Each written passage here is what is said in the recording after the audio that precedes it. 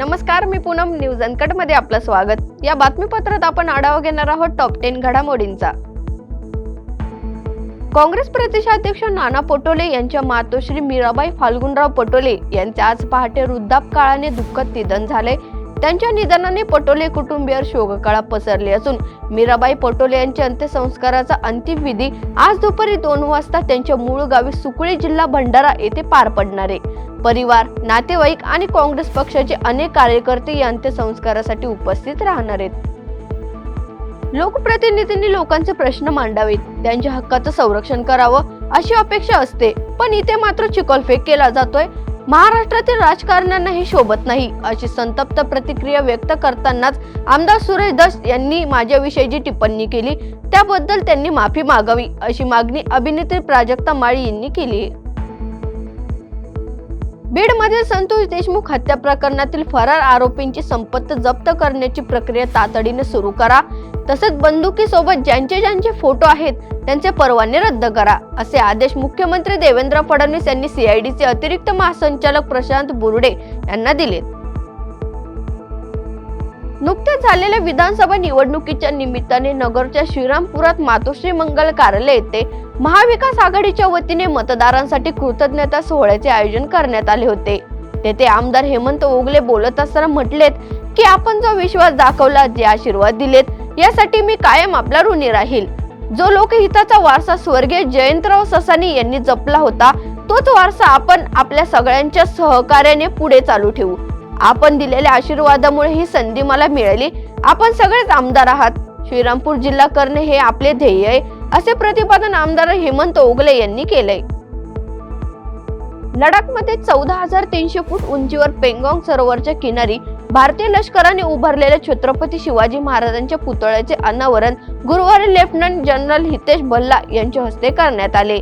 चीन लगत असलेल्या सीमेवर प्रत्यक्ष नियंत्रण रेषेजवळ हा पुतळा उभारण्यात आलाय.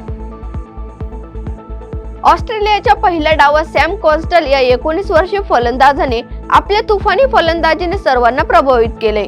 याच दरम्यान त्याने खास करून भारतीय वेगवान गोलंदाज जसप्रीत बुमराहला टार्गेट केलं. कसोटी क्रिकेटमध्ये बुमराहच्या एका स्पेलमध्ये सर्वाधिक धावा करण्याचा विक्रमही कॉन्स्टलने केला होता. पण आता दुसऱ्या डावात बुमराहने या ऑस्ट्रेलियन फलंदाजाचा स्वस्तात पॅव्हेलियन मध्ये पाठवून त्याचा बदला घेतलाय. बुमराहने ही विकेट खास पद्धतीने सेलिब्रेट केली, ज्याचा व्हिडिओ मोठ्या प्रमाणात व्हायरल होतोय. देशात सध्या वेगवेगळ्या क्षेत्रात उद्योग रोजगार वाढवण्यावर भर दिला जातोय.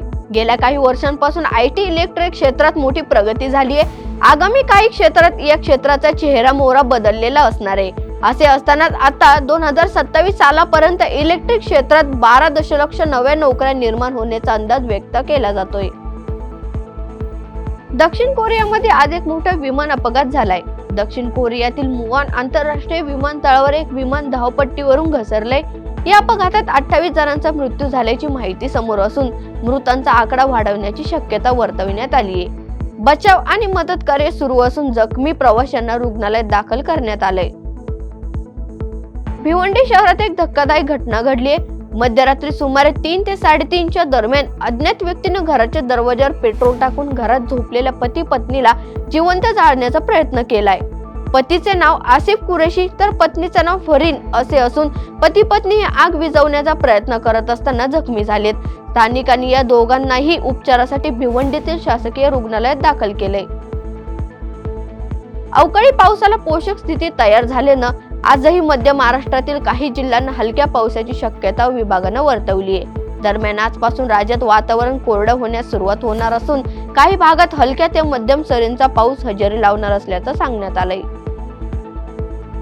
या बातमीसह वेळ झाली टॉप 10 मध्ये इथेच थांबायची. पाहत रहा न्यूज अनकट.